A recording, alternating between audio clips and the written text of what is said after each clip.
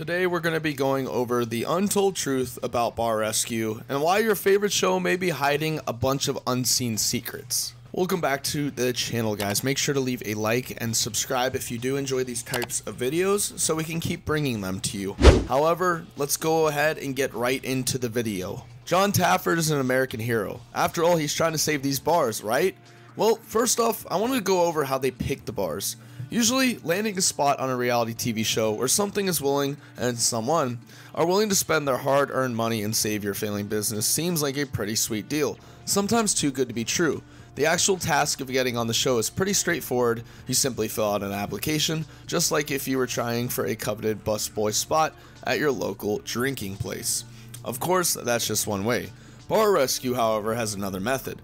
By narrowing down geographic areas, these show producers will usually sometimes get the show producers to do an open call in certain cities or geographical areas looking for distressed bars.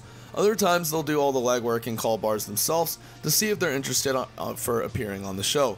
This is not that bad a secret. Honestly, when I found this out, you can usually tell whenever they pick these bars, they usually have a good idea of what's going to happen, or how they're going to pick the bars or who will be on Bar Rescue. Usually they're looking for areas that are highly condensed with traffic and people complaining all the time, and also usually in bad cities so that they can add extra drama to the show. I think this is a very smart marketing technique, but also makes the bars a little pissed off. Obviously, they want to be on the show. They want to get the help that they've so desperately needed, but they're not willing to accept some of the services and terms that are usually hidden under the table by these Bar Rescue producers and also the production squad.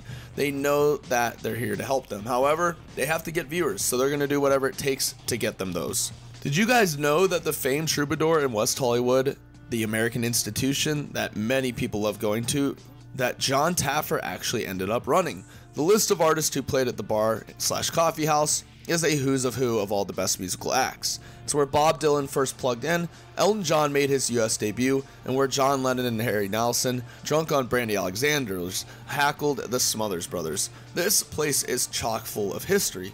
Taffer actually ran the Troubadour during a transition period when the music changed from folk to punk.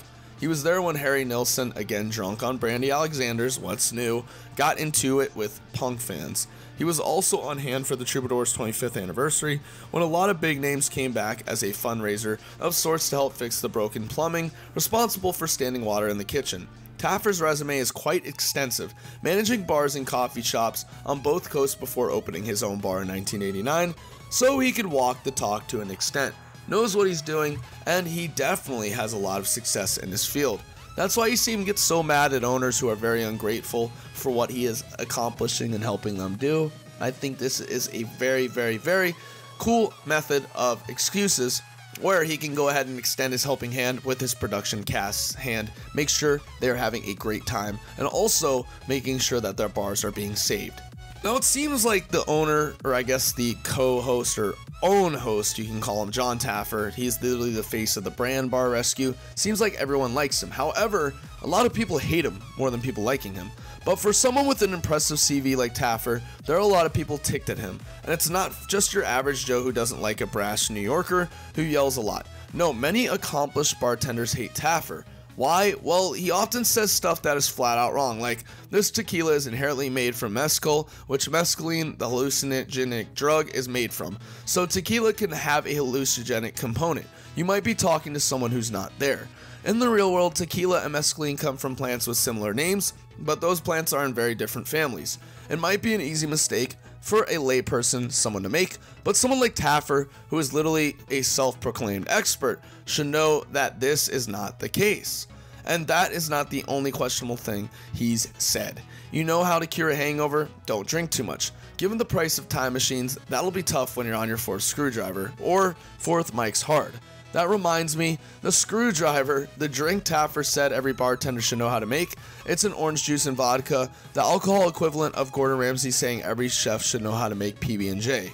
So I guess he's right most of the times. However, he is usually spitting out knowledge that a lot of these bar owners, even though they may know is wrong or incorrect, they can't correct him because it is his show after all. You're not going to go on Gordon Ramsay's Hell's Kitchens or Kitchen Nightmares and tell him how to make a prime rib or something like that. It's just really embarrassing and flat out stupid. The show is very fake, and honestly, you should know this. It's a better looking face than yours. But hey, you don't have to watch one of those whole episodes of the shows to find out it's fake. People who have been on the show will save you the time and tell you just like how it is. Like Nina Wyatt of Schaffer's Bar and Grill, who said the crew fed them lines. She isn't the only one throwing around accusations, however. Owner Ryan Birch said, "During my first interview, I was asked how much money we were losing each month. My exact words to the producer were, 'What would you like me to say?' Producer's response was, 'For our story, you are losing $10,000 a month and losing your house and closing down next month,' all of which isn't true." Pirates Tavern said just about the same thing. It was basically coerced and staged to be an opening act for a re-rescue. I was told to bring in several changes of clothes to make it appear that the filming covered several days. As usual, they brought in a bunch of extras to fill the house, and we were told what to say with whom to speak. Too many bars are saying they are fed lines, and too many camera angles are just too right, and too many lines are really badly delivered for anything but this to be set up exactly. However, people know that this show is fake. If you don't, well, sorry to break it to you, I just did. It's usually how the, I guess TV show or, big Hollywood industry works. A lot of people on shows like this are paying actresses / actors to come in and pose as customers, or to come in and pose as complaining customers, just like on Kitchen Nightmares, where usually you'll get the occasional customer complaining about their meal, and surprise, surprise, the angles on the camera are perfectly capturing the moment. This is the untold truth about Bar Rescue. Let me know down below in the comments section if you guys think this stuff is actually real. I truly do, but I'd love to hear your guys' opinion. I'm signing off, guys. I will see you in the next upload.